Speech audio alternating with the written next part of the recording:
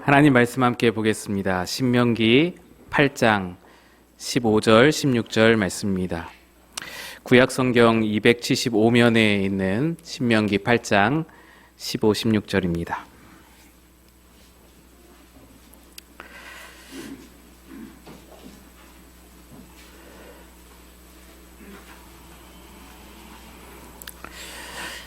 신명기 8장 15, 16절 말씀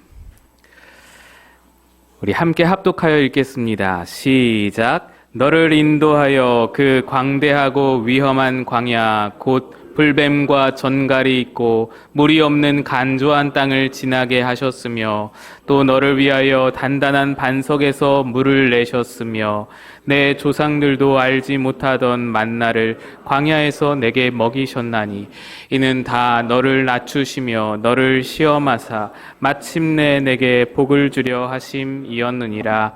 아멘. 할렐루야. 옆 사람과 인사하겠습니다. 새해에도 건강하세요.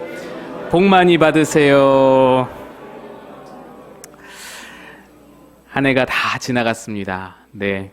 우리의 모든 아픔과 괴로움, 슬픔과 어둠은 2023년과 함께 다 벗어버리고 시작되는 2024년도에는 하나님의 축복과 은혜와 평강과 기쁨이 여러분 삶에 가득히 넘치기를 주님의 이름으로 축복드립니다.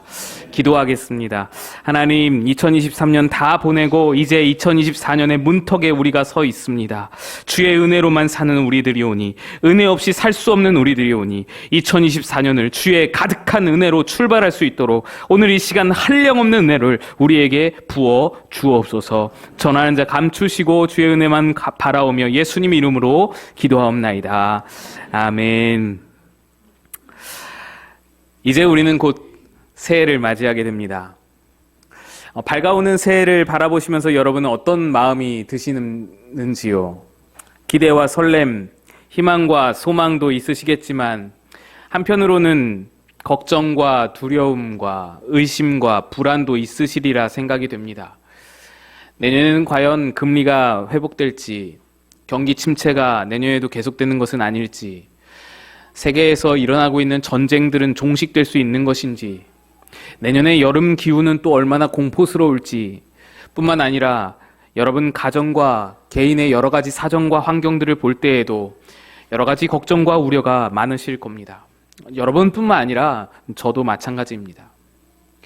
우리는 새해를 맞이하면서 어린아이 때처럼 마냥 희망차게 설렘 가득한 마음으로 새해를 맞이하고 싶지만 그렇지 못한 것이 우리의 현실입니다. 왜 그럴까요? 하나님을 믿는 자녀라면 당연히 믿음으로 희망차게 새해를 맞이해야 할 것 같은데 왜 우리는 마음 한편에 여전히 걱정이 있고 불안과 두려움과 초조함을 아주 떨쳐버리지 못하는 것일까요? 왜냐하면 우리가 발 딛고 사는 것이 광야이기 때문입니다. 우리가 살아가고 있는 곳이 광야이기 때문이에요. 광야는 하루하루 도저히 안심할 수가 없는 환경입니다. 먹을 것이 전혀 없고 낮에는 자결하는 태양으로 50도를 넘나들고 밤에는 10도 아래로 떨어져서 일교차가 40도 이상 나다 보니까 맨몸으로는 도저히 버틸 수가 없는 환경이기 때문에 하루하루가 걱정이고 하루하루가 불안일 수밖에 없는 것입니다. 하나님이 인도하시고 하나님이 보호하신다지만 그래서 한편으로는 소망과 기대와 설렘도 있다지만 광야 앞에 서 보면 사진에 보시듯이 그 광야 앞에 내가 서 보면 그 누구라도 내가 내일도 버틸 수 있을지 내가 내일도 살아남을 수 있는 것인지 의심이 안 들래야 안 들 수가 없는 환경입니다. 우리들도 내년을 바라보면서 하나님께 기도하면서 마음의 소원을 아뢰면서 믿음으로 나아가긴 하지만 정말 괜찮을까? 정말 기도한 대로 하나님 들어주실까? 정말 과연 이 모든 안 좋은 것들이 좋아질까? 의심의 구름이 완전히 거칠 수 없는 곳을 우리가 살아가지 않습니까? 그곳이 바로 광야입니다. 믿음으로 산다지만 한켠에 불안과 걱정과 의심이 여전히 있는 삶. 우리가 바로 이런 광야에 살고 있는 것입니다. 그런데 여러분, 이런 얘기 들어보신 적 있으신가요? 어느 작은 농촌 마을에 극심한 가뭄이 들었습니다. 가뭄 때문에 농작물들이 말라버리고 가축들이 죽어만 가고 주민들에게 큰 고통을 가져다 주었습니다. 가만히 있을 수 없어서 교회는 비를 내려달라고 기도회를 시작했습니다. 마을 주민들이 함께 모여서 열심히 기도했습니다. 그런데 기도회가 한창이던 그때 구름들이 몰려오기 시작하고 바람이 세차게 불어대더니 대낮이 깜깜해지도록 구름이 덮이고 마침내 기다리던 비가 내리기 시작했습니다. 모든 사람들이 기도하다 말고 뛰쳐나가서 비를 맞으면서 서로 껴안고 춤을 추면서 함성을 질렀습니다. 그런데 이 비가 점점 거세져서 더 이상 맞고 있지 못할, 맞으면서 즐길 수가 없는 그런 상황이 돼서 너무 많이 내려서 다시 예배당 안으로 뛰어 들어갔습니다. 비가 너무 많이 오는 바람에 우산 없이는 집에 돌아가기가 힘들게 보였습니다. 그래서 서로 말하기를, 아이고 김장로 너무 세게 기도했어, 이러면서 농담도 하고 그러고 있는데 그 순간 한 꼬마가 문 앞에 서서 우산을 쫙 펼치더니 유유히 집으로 돌아가는 것입니다. 꼬마는 비 오기를 기도하면 비가 내리리라고 확신하고 조금도 의심하지 않아서 미리 우산을 준비했던 것입니다.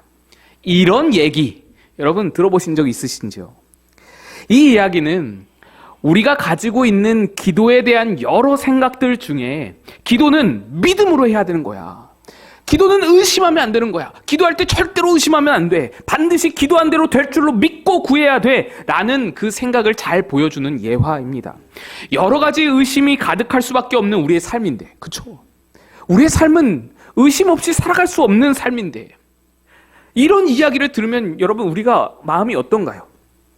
우리가 왠지 잘못하는 것 같고, 의심하면 안 되는데 의심해가지고 뭔가 죄 짓는 것 같고, 이 험한 세상에서 자꾸 불안과 걱정과 의심이 드는 우리가 뭔가 잘못 믿고 있는, 잘못 살고 있는, 잘못 기도하는 것 같은 느낌이 드는 것이죠. 이러한 생각들, 기도할 때 의심하면 안 된다, 하나님 앞에 의심하면 응답이 없다 라는 생각들은 아마도 야고보서에 기록되어 있는 한 말씀으로부터 시작됐으리라고 봅니다. 야고보서 1장 5절에서 7절 말씀입니다. 너희 중에 누구든지 지혜가 부족하거든 모든 사람에게 후히 주시고 꾸짖지 아니하시는 하나님께 구하라. 그리하면 주시리라. 오직 믿음으로 구하고 조금도 의심하지 말라. 의심하는 자는 마치 바람에 밀려 요동하는 바다 물결 같으니 이런 사람은 무엇이든지 주께 얻기를 생각하지 말라. 야고보서는 예수님의 친동생인 야고보 장로가 기록한 책입니다. 야고보 장로는 교인들에게 편지를 쓰면서 기도할 때 조금도 의심하지 말라고, 의심하는 자는 바람에 밀려 요동하는 물결 같고 그런 자는 주께 뭔가를 얻으리라고 생각지도 말라고, 얻을 것이 없다고 아주 엄하게 권면하고 있습니다. 우리가 새해를 생각하면서 마음의 소망과 소원과 그런 기도 제목을 가지고 기도하는 마음으로 여러분 기도 제목도 다 써오셨잖아요. 그런데 사실 우리 마음에 새해를 걱정하는 마음도 있고 어느 정도 의심도 있을 것이고 불안도 있고 그런 염려도 있는 것인데 조금도 의심하지 말라고 하면서 의심하면 주님께 얻기를 생각하지 말라고 하니까 우리가 이거 기도 제목 써놓은 거 내가 염려한 것 때문에 다 날아가나? 아무것도 아닌 게 되나? 내 마음의 모든 의심을 싹 다 지우고 나서 다시 기도해야 되나? 다시 기도 제목 적어야 되나? 이런 생각이 든다는 것입니다. 그런데 여러분, 이 말씀은 그런 말씀이 아닙니다. 우리는 이 말씀에서 조금도 의심하지 말라라는 단어를 크게 부각해서 생각합니다. 그래서 의심하면 얻을 수 없어, 의심하면 기도 응답 안 돼, 의심하면 하나님이 안 도와주셔 라고 쉽게 결론을 내리게 되죠. 그러다 보니 이런 현상이 발생합니다. 어떤 제목을 가지고 기도하다가 이게 과연 될까? 이 기도를 과연 들어주실까? 의심이 조그맣게 들 때가 있는데 사람이 당연히 그럴 수 있잖아요. 작은 의심이 들 수가 있는데 그러면 번뜩 이 말씀이 떠오르면서 안 돼. 의심하면 응답이 없다고 하셨어. 내가 방금 했던 이 의심 때문에 기도를 안 들어주실지도 몰라. 다시 처음부터 해야겠어. 하나님, 방금 의심 섞인 기도는 다 취소입니다. 다 취소입니다. 그거 없던 걸로 해주시고 이제부터가 진짜 기도입니다. 저는 정말 확신합니다. 들어주실 줄로 믿습니다. 그렇게 기도하다가 또다시 의심이 들려고 하면 고개를 절레절레 흔들고서 다시 처음부터 기도합니다. 이런 어떤 현상이, 이런 우리의 마음이 일어난다는 겁니다. 그럼 여러분, 이렇게 일말의 의심도 없이 생각을 믿음으로만 집중해서 기도하는 것이 정말로 믿음의 기도일까? 여러분 보시기엔 어떠십니까? 제가 보기엔 이건 믿음의 기도가 아니라 정신통일 기도입니다. 정신을 집중해가지고 의심 쪽으로가 아니라 믿음 쪽으로 이렇게 정신을 통일하는 기도. 그런데도 자꾸만 이런 현상들이 한국 교회 안에, 우리들 안에 발생하는 것은 우리가 이 말씀을 바라보면서 내가 얻고 싶은 것에만 자꾸만 초점을 맞추기 때문이 아닐까 생각을 합니다.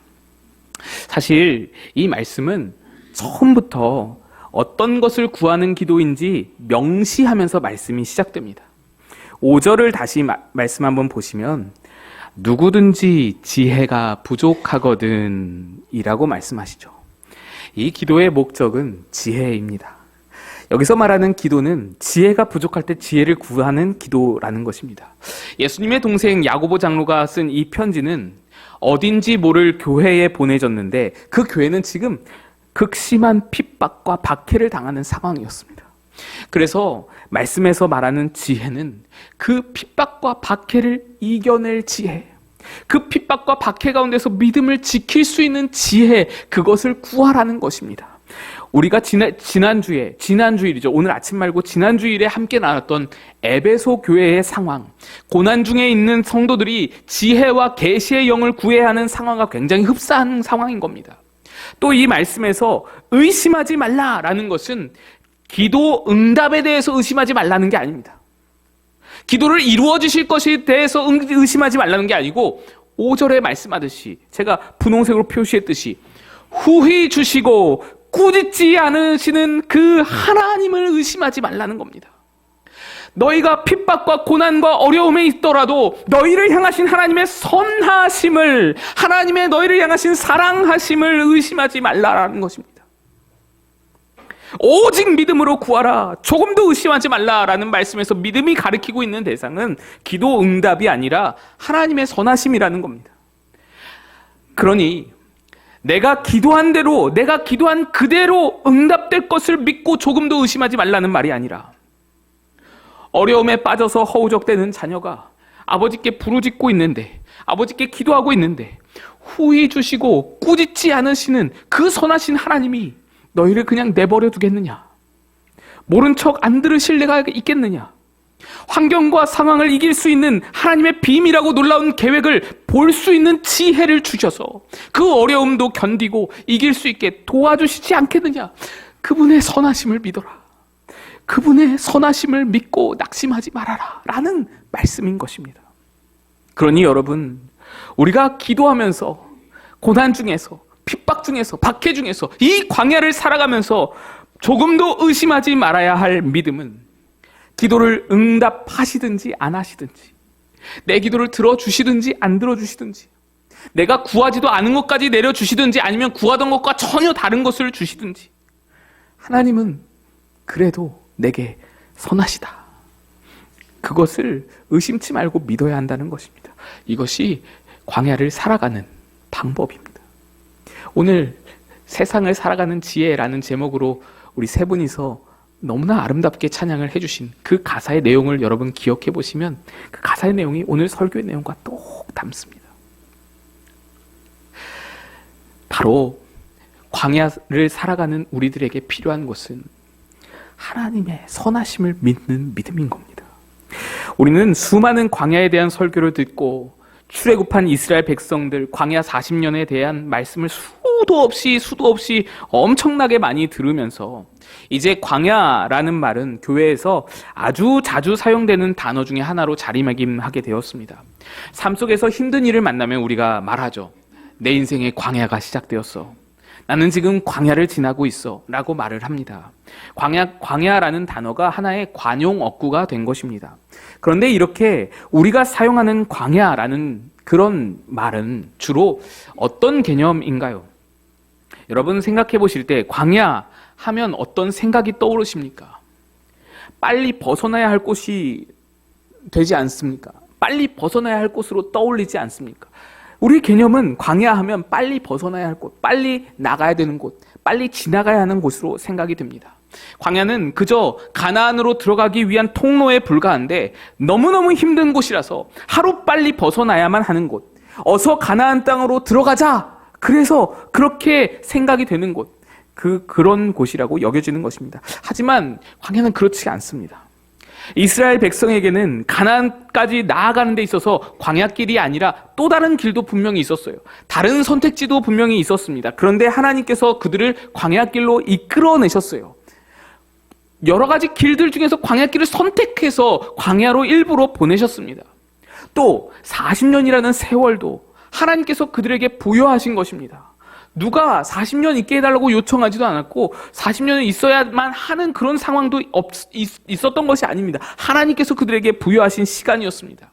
오늘 아침의 말씀처럼 하나님이 부여하신 시간과 하나님이 부여하신 그 장소라는 것은 그 안에 뜻과 의미가 담겨 있는 것입니다. 하나님은 광야를 그저 통로로, 그저 지나가는 곳으로, 빨리빨리 지나가야만 하는 곳으로 이스라엘 백성에게 허락한 것이 절대로 아니라는 말입니다. 거기에 뜻과 의미가 담겨 있다는 거예요. 그 광야 자체로 목적이었고 의미였고 가치였다라는 것입니다. 어떤 의미인가요? 광야는 아무것도 없는 곳이기에 하나님의 선하심이 더욱 또렷이 잘 보이는 곳이기도 했습니다. 그것이 광야가 가진 의미와 가치였습니다. 하나님이 광야에서 백성들에게 만나를 내려주시죠. 그 만나를 내려주시면서 이런 말씀을 합니다. 너희는 일용할 만큼만 거두어라. 욕심으로 많이 거두어서 내일 아침까지 남겨두려고 하지 말아라. 그런데도 백성들은 혹시 모르니까, 아니 뭐 하나님이 내일 주실지 안 주실지 어떻게 알아? 그 하나님이 오늘 것만 거두라는 말씀을 듣지 않고 욕심으로 더 많이 거두어서 아침까지 남겨뒀습니다. 그랬더니 어떻게 됐어요? 그 남은 것에서 벌레가 생기고 냄새가 났습니다. 여러분, 이것이 무엇을 말할까요? 만나는 유통기한이 하루다라는 것을 말해주나요? 만나는 유통기한이 하루밖에 안 되니 딱 하루 먹을 치만 거두어내야 한다. 그게 아닙니다. 안식일의 규례를 보면 완전히 다르죠. 하나님은 안식일 전날에는 만나를 평소보다 2배를 더 많이 내려줄 테니 2배를, 이틀치를 거두라고 말씀하십니다. 그리고 안식일에는 만나가 전혀 내리지가 않습니다. 그래서 전날 거두어둔 이틀치 만나를 가지고 안식일까지, 아침부터 저녁까지 꼬박 그 이틀 된 만나를 가지고 먹는 거예요. 근데 이날에는, 다른 날에는 벌레 생기고 냄새가 나던 그 만나가, 하루만 지나도 벌레 생기던 만나가 이날에는 벌레가 안 생기는 거예요. 냄새가 안 나는 거예요. 만나를 일용할 만큼만 거두게 하심은 유통기한 때문이 아닙니다. 하나님의 선하심을 믿으라는 거예요. 하나님은 오늘도 동일하게 만나를 내리실 것이다. 이걸 바라보라는 거예요. 어저께 만나를 내리신 하나님은 오늘도 만나를 내리실 하나님이다. 오늘 만나를 내리신 하나님은 내일도 또한 동일하게 만나를 내리실 하나님이다. 의심하지 말아라. 나의 선하심을 믿고 내게 기대어라. 내가 줄게. 내가 꼭 줄게. 내가 책임져 줄게. 내가 내려줄 것을 믿어야 돼. 내일의 양식을, 내일의 만나 때문에 정정근근하면서 걱정하면서 두려움에 사로잡혀서 아무것도 못하고 오늘 내일 것까지 다 긁어모으느라고 그렇게 힘쓰고 애쓰지 말고 내일 너에게 주실 하나님을 믿으라 라는 것입니다. 성경에 하나님의 이름이 여러 가지로 등장하죠. 그 중에서 이 시간과 관련된 하나님의 이름이 3가지가 있습니다. 여기까지 도우셨다. 과거에 역사하신 하나님이죠. 여기까지 도우셨다. 에베네셀 하나님. 에베네셀이라는 뜻이 여기까지 도우셨다라는 뜻입니다. 또 오늘 지금 여기에서 우리와 함께 하신다. 현재에 역사하시는 하나님이죠. 그 이름은 임마누엘.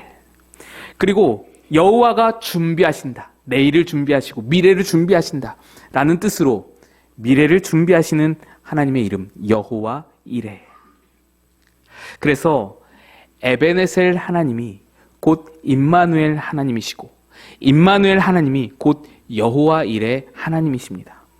2023년까지 오늘까지 선하게 인도하신 에베네셀 하나님이라면 그분이 바로 임마누엘 하나님이랑 같은 하나님이니까, 그분이 바로 여호와 일의 하나님과 같은 하나님이시니까 에베네셀이 오늘도 내일도 계속 이어질 것이다. 에베네셀이 임마누엘로, 임마누엘이 여호와 일에로 계속해서 이어질 것이다 라는 것입니다. 여러분, 이런 찬양이 있거든요. 지금까지 에베네셀 여기 임마누엘 앞으로 여호와 이레 나의 가는 길 함께 하시네. 지금까지 에베네셀 여기 임마누엘 앞으로 여호와 이레 나의 가는 길 함께 쉬우시죠? 한 번 더 찬양해 봅시다. 지금까지 에베네셀 여기 임마누엘 앞으로 여호와 이레 나의 가는 길 함께 한 번 더 찬양합니다. 지금까지 에베네셀 지금까지 에베네셀 여기 임마누엘 여기 임마누엘 앞으로 여호와 이레 앞으로 여호와 이레 나의 가는 길 함께 하시네. 만나를 내리시면서 오늘 일용할 양식만 거두라 라고 하신 하나님의 마음은 내가 너희를 반드시 책임질 테니 불안해하지 말고 염려하지 말고 나를 믿고 나만 믿고 따라오라 라는 하나님의 선하신 말씀입니다. 오늘 본문에도 이렇게 말씀합니다. 15절 16절 말씀. 너를 인도하여 그 광대하고 위험한 광야 곧 불뱀과 전갈이 있고 물이 없는 간조한 땅을 지나게 하셨으며 또 너를 위하여 단단한 반석에서 물을 내셨으며 내 조상들도 알지 못하던 만나를 광야에서 내게 먹이셨나니 이는 다 너를 낮추시며 너를 시험하사 마침내 내게 복을 주려 하심이었느니라. 광야의 목적은 하나님의 선하심을 맛보아 알게 하심이었습니다. 마침내 우리에게 복을 주시려는 하나님의 놀라운 뜻이었다라는 것입니다. 그 선하심을 믿는 것만이 광야에서 살아낼 길입니다. 그 선하심을 믿는 것만이 광야를 이겨낼 힘입니다.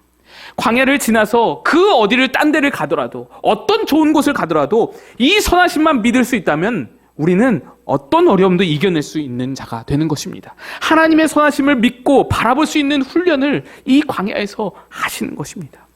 여러분 삶에 펼쳐진 광야 같은 세상의 의미가 무엇입니까? 2024년도에도 끝나지 않고 다시 또 펼쳐지는 광야길을 우리에게 주시는 목적이 무엇입니까? 하나님의 선하심 바라보라는 거예요. 그 선하심 믿고 따라오라는 겁니다. 이스라엘 백성들은 여기에서 수없이 실패했습니다. 그들의 하나님께 구하는 기도를 들어주지 않는다는 이유로 원망이 가득했고 그들의 바램대로 해주지 않는다는 이유로 불평이 폭발했습니다. 하나님의 선하심을 잘 믿지 못하겠다는 겁니다. 지금까지 해오신 것은 해오신 것이고 앞으로는 내가 어떻게 아냐라는 겁니다. 자기들에게 대해 선하시며 사랑으로 이끄셔서 마침내 복을 주시고자 하는 그 하나님의 선하신 계획을 도무지 믿지 못하는 겁니다. 믿어지지가 않는 거예요. 광야에서 이걸 믿지 못하면 방도가 없습니다. 방법이 없어요. 하나님의 선하심을 믿지 못하면 내가 내 살도리를 챙길 수밖에 없습니다. 내가 내 살 길을 알아서 챙기고 알아서 살아남는 수밖에는 방법이 없는 거예요. 내 스스로 먹을 것을 구하고 내 스스로 자결하는 태양을 피해야 하며 내 스스로 밤의 추위와 전갈과 불뱀의 위험을 피해야 하고 내 스스로 이 민족과 전쟁을 치러내야 합니다. 이를 어떻게 다 내가 혼자 할 수가 있겠어요? 광야는 가만히 있어도 힘들고 어려운 곳인데 절대로 못하는 겁니다. 버틸 수가 없는 겁니다. 그래서 그 선하심을 믿지 못하던 모든 백성들이 다 광야에서 죽은 거예요. 하나님의 선하심을 믿지 못해서 내 갈 길 내가 혼자서 찾아보겠다고 그렇게 가데스 바네아에서 하나님 앞에 반역하다가 다 광야에서 죽은 겁니다. 하나님의 선하심을 믿고 그 선하심에 기대는 것만이 광야에서 살아가는 유일한 생존의 길인 것입니다. 저는요, 우리 마곡 꿈꾸는 교회가 광야의 길 위에 있다라고 생각을 합니다. 사도행전 7장에 보시면 스데반 집사가 이스라엘 백성을 광야 교회였다라고 표현합니다. 바로 우리가 광야 교회다. 우리가 그와 같다라고 생각을 합니다. 우리가 이제 여러 가지 면에서 안정이 되었다라고 볼 수 있지만 저는 그래도 여전히 우리가 광야 위에 있다. 우리는 광야 교회다. 우리끼리 우리 안에 있을 때는 잘 모르죠. 근데 저 큰 세상 앞에서 우리를 비추어 봤을 때에는 우리는 여전히 엄청난 큰 풍랑 앞에 있는 촛불과 같습니다. 수백만 원의 임대료를 매달 내면서 벌써 5년 동안 수억 원을 임대료로 쏟아부었습니다. 그렇게 5년이 지났는데 그렇게 열심히 임대료를 냈는데 우리는 이 예배당을 지킬 수 있는 어떠한 권리도 권한도 가지고 있지 않습니다. 나가라면 나가야 돼요. 그 입장을 생각해 볼 때 우리는 나그네이고 떠돌이입니다. 우리는 광야 교회인 겁니다. 그런데 여러분, 지난 5년을 한번 생각해 보세요.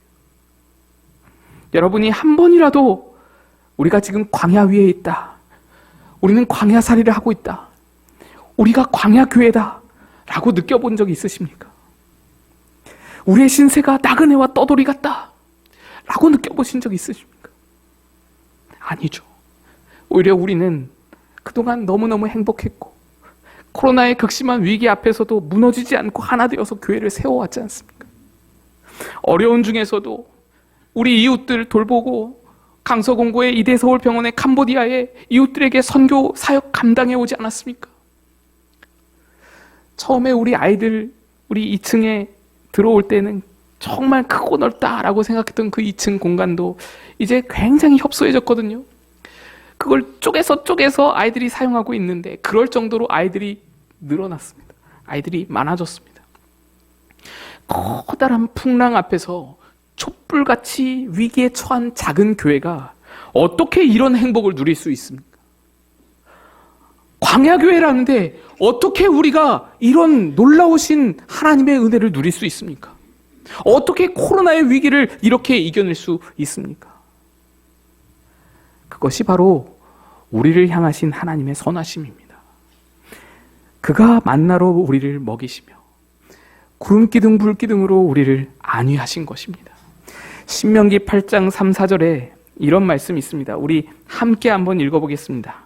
시작. 너를 낮추시며 너를 줄이게 하시며 또 너로 알지 못하며 내 조상들도 알지 못하던 만나를 내게 먹이신 것은 사람이 떡으로만 사는 것이 아니요 여호와의 입에서 나오는 모든 말씀으로 사는 줄을 내가 알게 하려 하심이니라. 이 40년 동안에 내 의복이 헤어지지 아니하였고 내 발이 부르트지 아니하였느니라. 아멘. 우리 교회에 주시는 말씀입니다. 정말로 우리 교회에 주시는 말씀이지 않습니까? 광야를 살아가는 우리 교회에 이 어려움 중에 사람이 떡으로만 사는 것 아니고 여호와의 말씀으로 사는 것을 우리로 깨닫게 하셨고, 그리고 이 40년, 이 5년 동안에 의복이 헤어지지 않으며 발이 부르트지 않게 하나님의 선하심이 우리와 함께 하신 것입니다. 또 신명기 33장 29절입니다. 함께 읽겠습니다. 시작. 이스라엘이여 너는 행복한 사람이로다. 여호와의 구원을 너같이 얻은 백성이 누구냐? 그는 너를 돕는 방패시요 내 영광의 칼이시로다. 내 대적이 내게 복종하리니 내가 그들의 높은 곳을 밟으리로다. 아멘. 지금까지 우리를 인도하신 에베네셀 하나님을 고백한다면 오늘 여기서 역사하실 임마누엘 하나님이 바로 그 하나님이시고 앞으로 여호와 일의 하나님도 바로 그 하나님이십니다. 지금까지 하나님의 선하심이 이끌어 오셨음을, 우리 교회를, 여러분의 가정을, 여러분 개인을 이끌어 오셨음을 보실 수 있다면 우리는 또한 2024년도에도 우리 삶 위에, 우리 가정 위에, 우리 광야 교회 위에 하나님의 선하심이 함께 하실 줄로 믿는 것입니다. 믿을 수 있는 것입니다. 우리 지금 이 시간에 우리 찬양을 같이 한번 부를 건데요. 이 찬양의 가사를 좀 깊이 묵상하면서 함께 부르면서 올해 이 2024년을 시작할 수 있었으면 좋겠습니다. 앞에 불을 한번 좀 꺼주시기 바라고요. 여기 불을 좀 꺼주시고요. 그리고 초를 나눠주시기 바랍니다. 여러분 초를 받으시면서 눈과 귀는 저를 좀 향해 주시기 바라고요.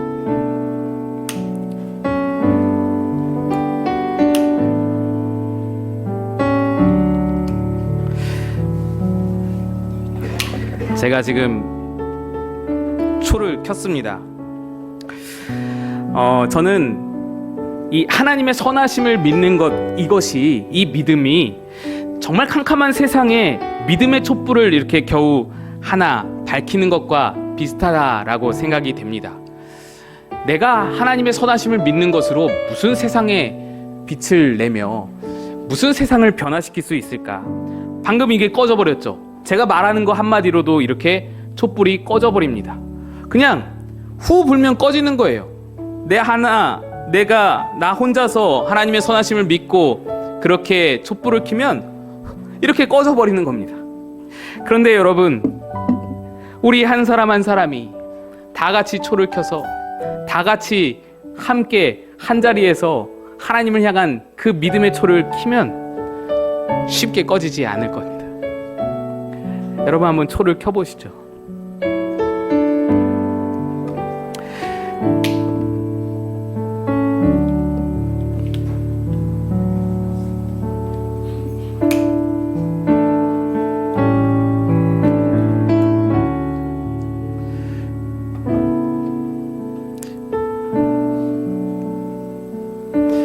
네, 초를 조금 보이게 이렇게 한번 들어보시겠어요? 우리 한 사람 한 사람이 하나님을 향한 선하심을 믿고 너무나 작아 보이는 이 초를 이렇게 함께 켜면 이렇게 큰 밝음이 되고 환함이 될 수 있는 것입니다. 우리 이렇게 초를 킨 상태에서 찬양을 했으면 좋겠습니다.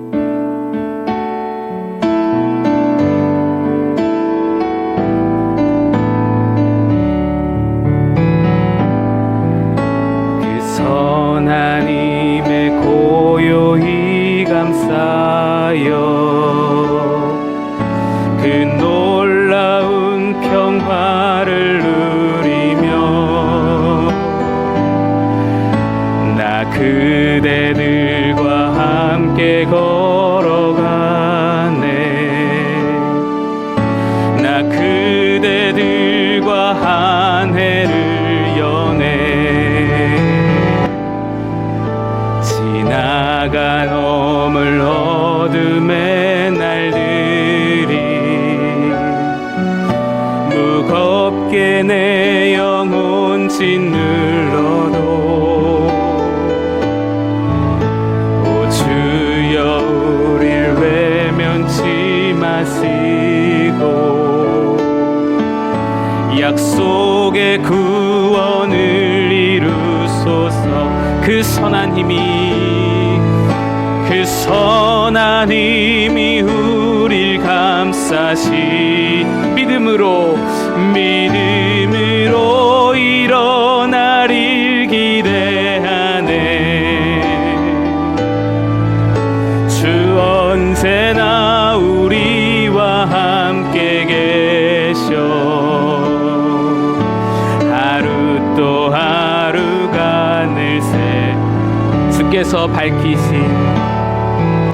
주께서 밝히신 작은 촛불 어둠을 해치고 타오르네. 그 빛에 우리 모두 하나 돼 온 누리에 비추게 하소서. 아멘. 그 선하님이 우릴 감싸시니 믿음으로 일어나릴 기대하네. 주 언제나 우리와 함께 계셔. 하루 또 하루가 늘 새로워. 이 고요함이 깊이 번져갈 때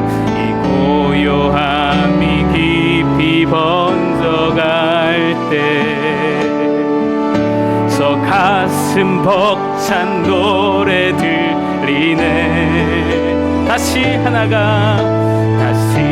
하나가 되게 이끄소서. 당신의 빛이 빛나는 이 밤, 그 선하님이